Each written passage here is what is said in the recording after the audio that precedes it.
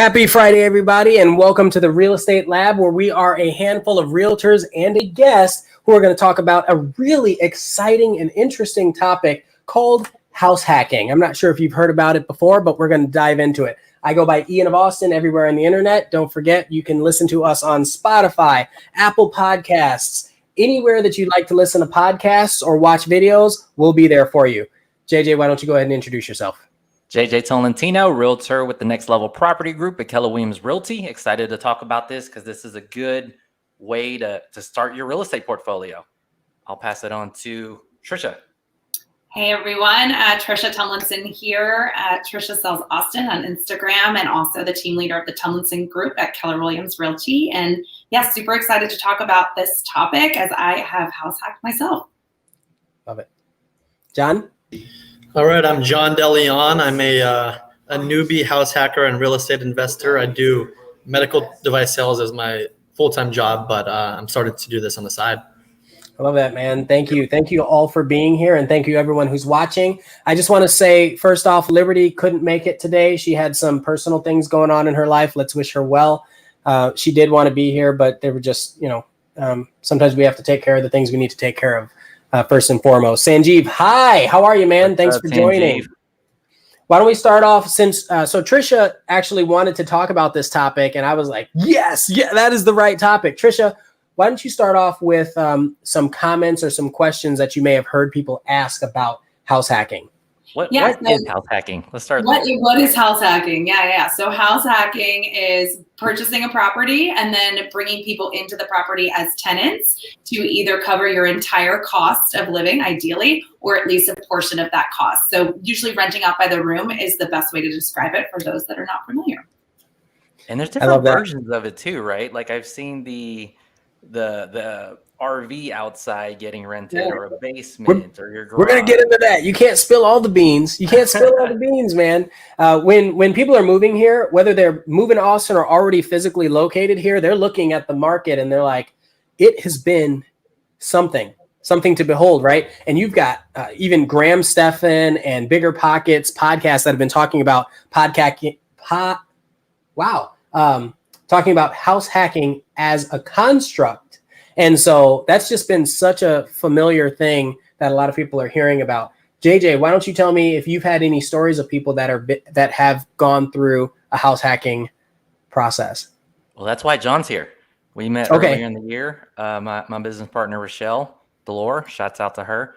And me and John shopped around and we started in Central Austin because he wanted to be off of Riverside, and ended up somewhere else. But he's on today because this is relevant to this year, because there's a lot of different things going on in the market. And Ian, like you said, it's tough to get in on property, and this is a good way to get your feet wet. Well, and has anyone here seen the difficulty in house hacking as a concept in Austin versus other places?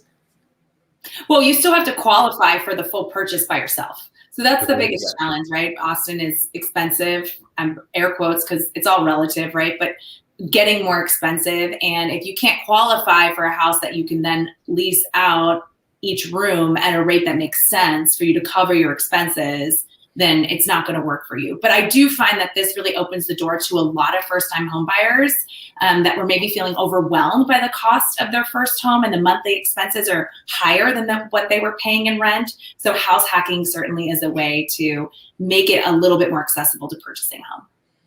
I definitely agree with that. Do you have a story that you'd like to share, Tricia, on house hacking and maybe your experience? Well, my personal experience is that I purchased my first home 2 years ago with the plan to rent out a room. I specifically bought a 3-bedroom home knowing that I needed a home office. Since I'm in real estate, we work from home for the most part, and wanted to rent out the 3rd room in my home. I've had different tenants in and out over the last 2 years. Right now, I don't have anyone currently. I'm missing that monthly income because I've had some plumbing issues, but once those are resolved, I'm looking to bring someone else into my home so that I can at least be sharing some of the cost. Having that extra money to put aside either for home repairs or to purchase another property has been really helpful. Mm-hmm. And can you explain kind of how you got started with that process? So you said you already knew that you were going to do this going into it, right? Yeah, absolutely. So I had been renting my whole life. I'm from New York City, so very few of my friends even own their own homes now because it's so expensive in that market. And coming to Austin, one of the reasons for my relocation was that I wanted to purchase real estate. Even before I got into real estate, I knew that that was a life goal. So I set out to purchase a home. I picked a property in South Austin that needed a lot of work. I purposely purchased a home that I knew I was going to be able to put what we call sweat equity into, which just means that you're doing the work yourself, the remodel yourself mostly. And I knew that I'd be able to charge more for the property itself when I eventually move out and end up renting the entire home, but also that I'd be able to charge more for each room when at the time came to lease it out. JJ, what's sweat equity for those that may or may not know? Well, you got to sweat to get the equity. That's where it starts. But you could basically, what's cool about real estate, and I think it's different from stocks, is you could actually improve the property. Like the sweat that Tricia put in, you what, updated cabinetry or?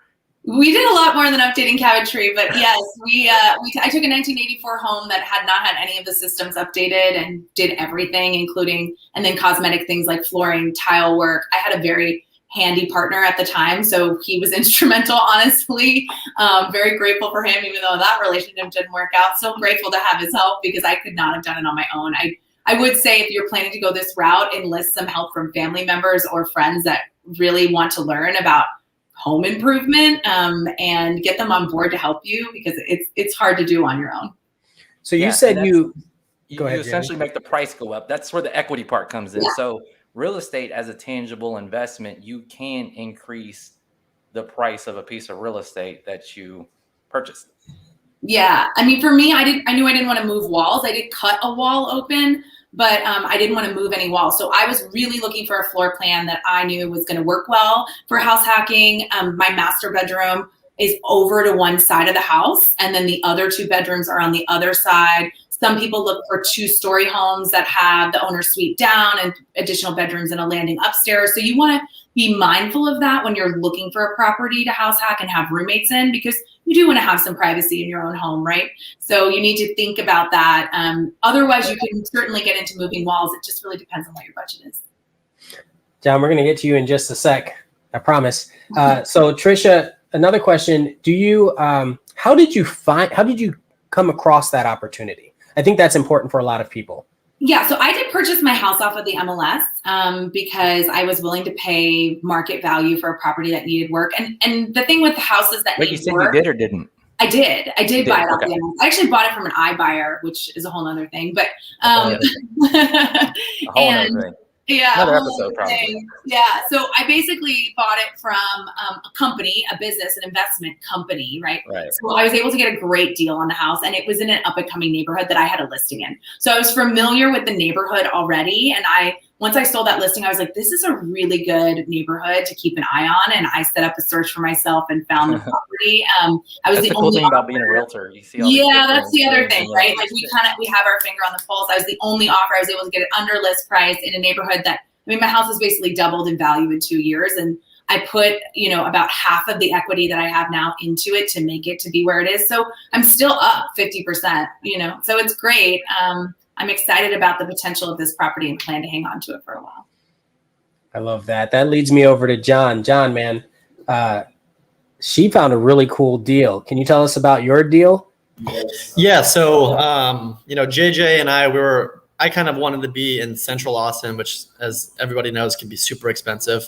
So, we started kind of looking on the outskirts of Austin, north, south, east, west.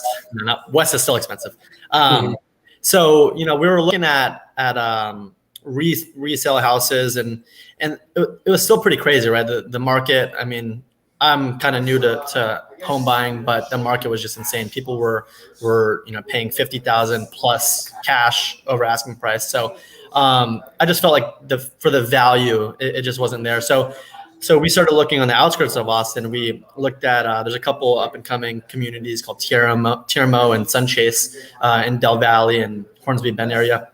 And so we were able to find a new build, and it's been working out pretty well. I mean, I'm not even a month into house hacking, but I got a great deal over there. Tiaramo, they were actually doing bidding wars. So I didn't really want to get into that, and Sunchase, they weren't. So I found a really good deal over there. Just a full disclosure, I've put probably 7 people in Tiarmo in the last, between Tiarmo and Forest Bluff in the last 6 months or so. Like that, I saw that opportunity. I said, do it, and don't even think about it. So would you say that when you when you closed on your home, you already had equity? I don't know the answer to that. I'm asking this. Well, yeah. So the cool thing about it, right, is for new builds, you only have to put the earnest money in to lock it in, right? So earnest money, you're reserving the house. So I think at the time when I got it in, what was it, February of this year, actually, I only needed to put $500 down for earnest money. And so they just had started building the house, right? So you have a bunch of time to save up. To be honest, I didn't even have the full amount of cash for the house. So I was like, okay, I have a few months, 6 months to save up for the house. It was scheduled to be built in July, but I actually didn't close on it until September, just, due to COVID, a shortage on lumber and all that good stuff. So luckily over those 6 months, I was able to really just save up and buy that. So I kind of went a little bit, on a different route. How much all in? How much did you have to bring to the table to get into this house? So I had a couple different options, right? You could do the FHA loan for 3.5%. I really wanted to maximize the amount that I could get, just because I was doing it more for an investment purpose, and also to save money because I was going to live in it for a year in house hack, or I am going to live in it for a year. I went the 20% down route just because I wanted to avoid that what is it, private mortgage insurance, PMI insurance, which costs about, I think, $150. So I was like, okay, if I could save up the money and if I have the money, might as well put 20% down, have more equity already in the house to begin with, and save $150 a month. And also by putting 20% down, you're not saving significantly more than putting 3.5%. Actually, I think it's like a couple $100. But I just wanted to save as much money as possible and not pay as much money as possible. Yeah, can I chime in? Yeah, that's a great point. I mean, when you're looking to lease out a home, you want to keep your monthly payment as low as possible. And so that PMI can be enough to eat your cash flow in Austin because our tax rate is pretty high. So that's what makes investing in single family properties a challenge here in Austin. So that's really smart on you if you have the means. I personally did go with the PMI because at the time it made sense financially for me to keep more of my cash to do the remodel. So you gotta, when you're doing this, weigh the options. John, since you bought new construction, it was like ready to go. So you might as well put all the money that you have into the house. But if you're doing a remodel, you might want to hold on to that cash so you can buy flooring and whatever else you need, and then pay that extra $150 a month. And then because the property value went up so significantly, I was able to refinance within 2 years and get that PMI off. So it's off already. Yeah. JJ, we're going to come to you. It's a good point to point out that you don't necessarily need 20%, and 3.5 is a good entryway. And even conventional loans, you could do 5%, 10%. But what Tricia was talking about, the path is in the math. Talk to realtors like us and just see what that may look like. So now we're talking about mortgages. What were you going to get to, Ian? Well, I was going to say, I'm going to come to you because I know you've got kind of a story and I've got a story as well. I wanted to ask Tricia and then John. So starting with Tricia, how did you decide to go for that home in that neighborhood over like a new build? For me, it was cost. So I was able to buy my home sub 300 in South Austin, which is a price point that doesn't exist anymore, honestly, for a single family property. So I knew that I was going to pay a premium for new construction, and that's just what made sense for me. I had the cash on hand to do the remodel myself, and that was just the direction we decided to go in. I actually now am feeling that my next purchase will be new construction because a remodel yourself is not for the faint of heart. I mean, there's parts of this room you can't see on camera that are not fully painted yet. So It's ongoing. You have to be cool with living in a little bit of a construction zone, and that's just something you need to consider. So in hindsight, would I have bought new construction? Not necessarily, but I do think that there's pros and cons to each. Okay, John. So I'm going to switch questions a little bit. are a young person, I'm not going to share your age unless you want to. And we're going to show numbers here in a little bit. I don't want people to go away thinking, oh, we can't actually see the numbers. But my question to you is, why do you think it's so important for someone who is young, air quotes, to get started in this house hacking? Yeah, I mean, I kind of started listening to real estate podcasts, and I was just trying to figure out what to do, with my money. And so pretty much every wealthy person I speak to, a lot of them have real estate, right? They all, whether they house hacked or not, they have real estate that they bought for, decent price. And over the years, it went up, and they're, make a lot of money. So that was my main thing, right? I just wanted to park my money somewhere and make money in the future. And so that was kind of the main reason that I did it. I love it, man. So JJ, you've been in Austin for a while, a little bit, and you've had properties, right? So can you tell us your story? Share a little bit for people. I bought at a very interesting time. I wasn't as smart as these two and house hacked. This was in the late 2000s, like 08. I closed on my property at 08, right before the mortgage crisis. So properties are going up. I bought a 1-bedroom, nothing to house hack. It was tough. It was in a high rise. I thought it was going to appreciate because that's what was going on. It was just financing going up and up and up. And I had closed on it, and then the market crashed, and I had no hacking options. I'm a realtor though, so I was like, I could start working these neighbors in this neighborhood. That's like realtor hacking. So that sucked. So I commend y'all for having the foresight to think about rental property and not jumping in on the. It eventually appreciated my condo downtown, but this is a lot more stable, and you could see those numbers a lot more clearly. So props to y'all for having tenants and doing the landlord strategy there. Yeah, and the other thing with condos, right? You have your condo fees, so that's what makes it challenging too. Wild. I mean, could you house hack a 2-bedroom condo? Sure, but in some condos you have $500 a month in fees, so you got to look at the holistic view of the property. There are a couple things that we haven't talked about necessarily, like multifamily properties or having multiple units within a property. But like, let's take condos for a little bit, because other people are using Airbnb, VRBO, or other types of house hacking phenomenon. And the issue is, I don't know that people know you have to consider managing those properties. You may have to consider rent. So if you're in a condo and they have an HOA or a condo association and they have rules, you're not allowed to understand if they're allowing you to do that. That's huge. Well, so the newer condos downtown, they're not into that stuff. Say that one more time. A lot of the condos, like that generation of condos that I moved into, they're not doing short-term rentals. They don't allow that type of traffic in those buildings. Usually not less than 6 months. There is one building downtown that specifically every single unit has a short-term rental capability. And you don't want to share that? 44 East. Boom. I like it. That's good to know. And I remember the TiVo's doing that. Yeah. I took a trip in Austin to Dallas one time. Don't know why. I don't like that. No, I'm just kidding. Dallas isn't that bad. And I remember there was another realtor I was staying with. I found her on Airbnb, and I ended up at her place, and it was an apartment. Like, it wasn't even a condo. It was an apartment. And I'm like, you're just going to have me stay here? Do you know this? You shouldn't do whatever. So, and I just didn't say anything, but she was house hacking essentially her thing. Now she's got a whole conglomerate as far as Airbnb goes. And I remember another guy. Don't try this at home. I don't know if that's legal. I know. It was so lucrative for him.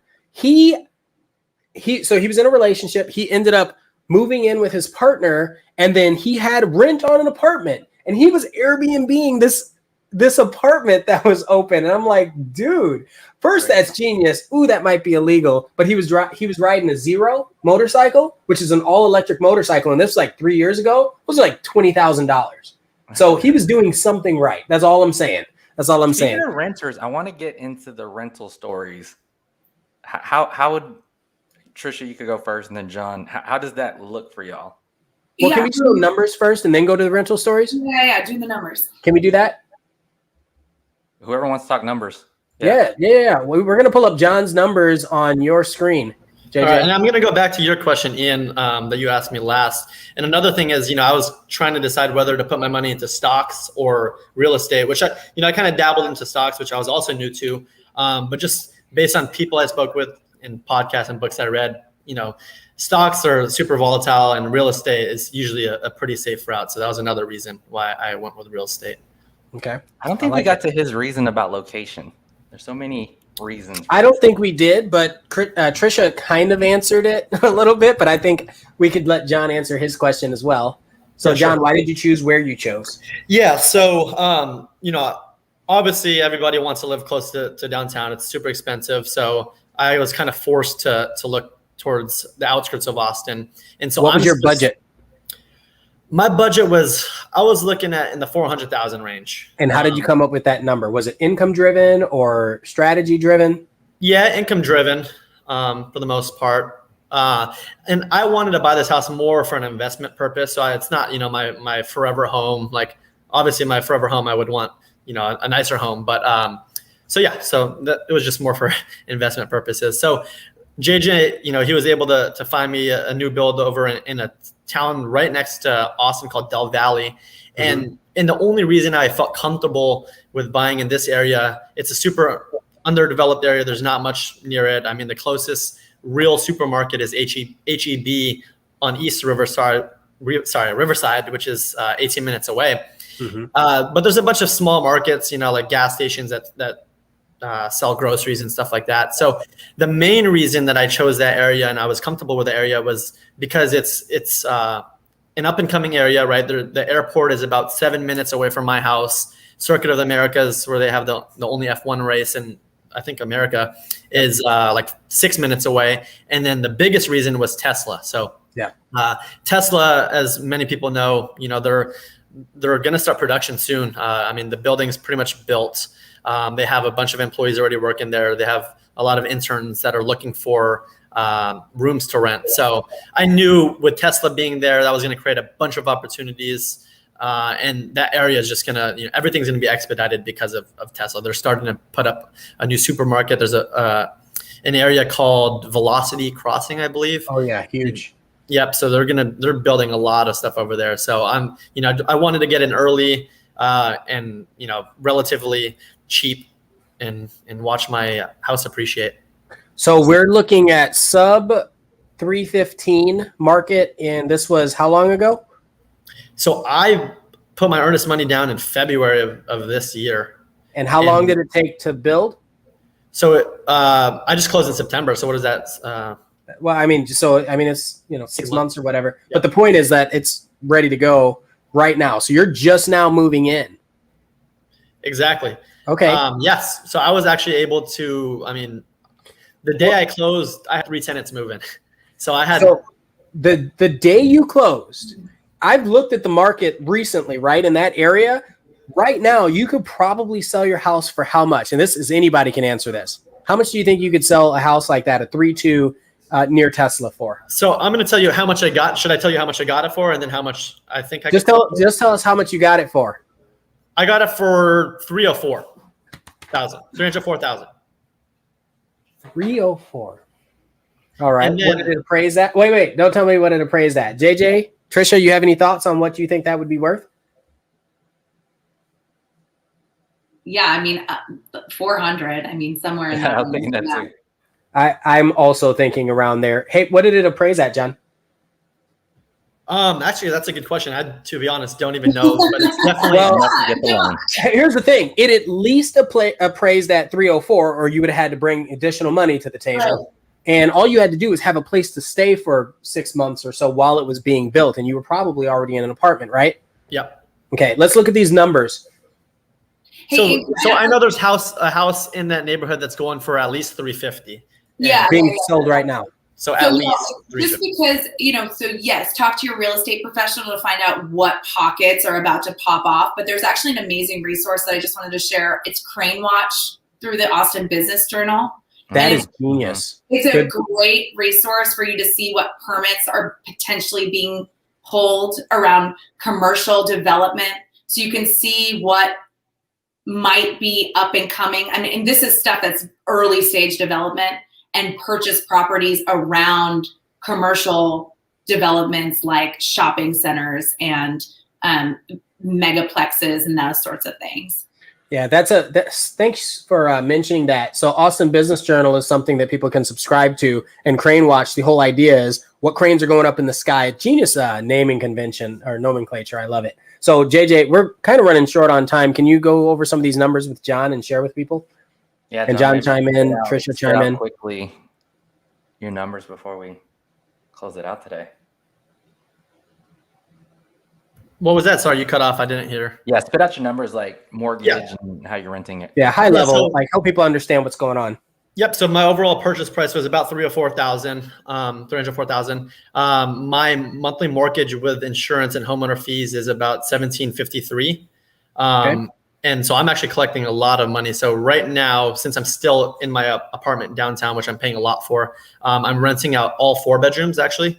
My original plan was to just rent out, I would stay in the master bedroom and then rent out 3, but I just didn't want to have, overlapping rents. So yes. So for the master bedroom, well, I'll start off with the other 3 bedrooms. So I wasn't sure how much I could get for the room, right? I was trying to look on like Austin housing on Facebook groups, and most people were looking at, around $800, $900. Well, actually, no, it was less. It was like $650 to like $750, $800.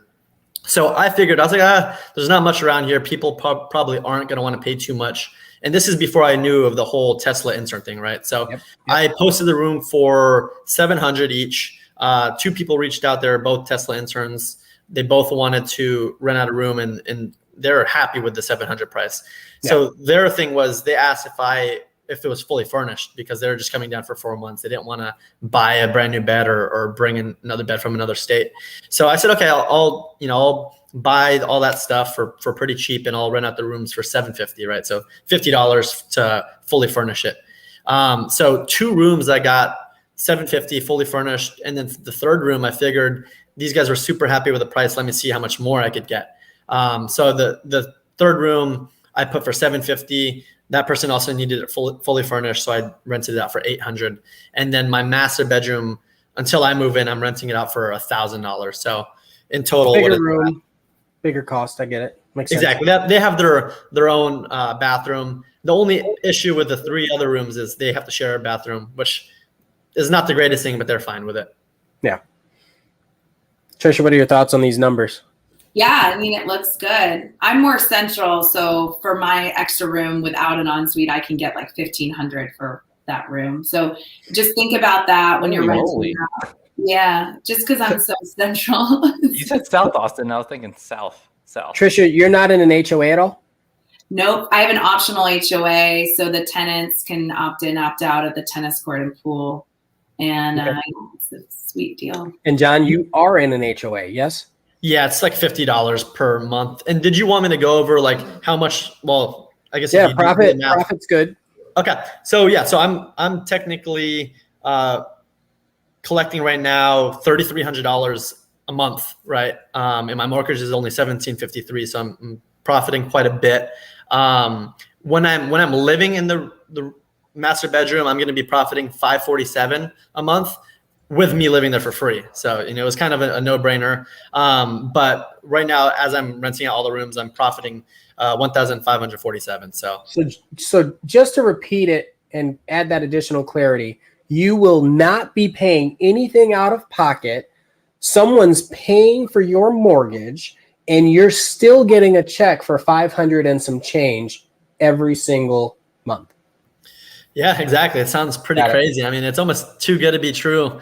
And, I was kind of iffy about, buying a house. It was pretty intimidating in the beginning, but with JJ's help, he just made everything super easy.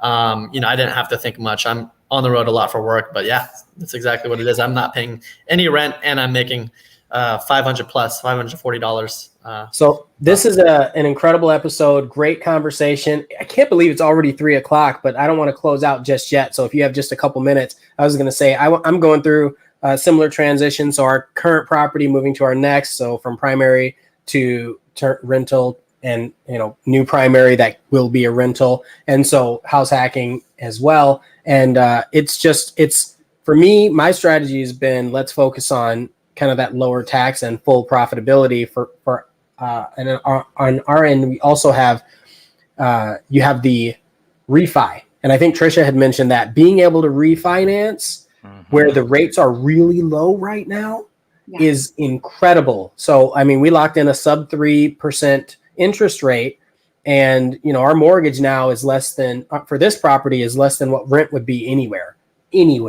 in Austin proper. And so we'll at least double that. Our property value is at least double what we purchased it for. And so moving on to the next, it is an incredible strategy for anybody who is considering it. And if you have questions, you've got 4 people here who can help you with that. So can we give some kind of like parting words? And I want to start with, let's say, JJ, can you share, if somebody had like $5,000, what would you recommend they do if they wanted to get into the real estate space and start house hacking? I would see what they could do about an FHA loan. I can't do the math right now, but a lot of it's make sure your savings is up, because you got to come through with that down payment. And then from there, we could take that and see what we could work with. I like it. John, how about you? Yeah, I mean, I would say the same exact thing as JJ's. Just, you know, save as much money as possible. It's not a horrible thing to only put 3.5% down. But, you know, I guess the more you save, the more equity you can put into it in the beginning. Tricia, how do you find a deal for 3.5% down? Well, I think, you know, new construction really is the way to go. I think for the resale market, it's not impossible, but it is tricky right now to get sellers to accept FHA loans. So look at all your options, especially, I mean, if you're a veteran, you should own a home, right? You get such a huge incentive, right? So if you're a veteran, please call me. Let's work together. I'd love to help you buy a house, because you don't have to put anything down and you can get into a house ASAP. So yeah, just learn about what your options are. Don't write it off and say, oh, I can't afford a home because Austin is so crazy expensive. You do have options available. So talk to your real estate professional. I love that. And I think my message would be, I remember I had a buddy who came to me. He's like, I want to buy a house. And this was in 2019. So it's 2021. And we were looking at like Whisper Valley. He could have got something for $300,000. And he was like, it's such a commitment by myself.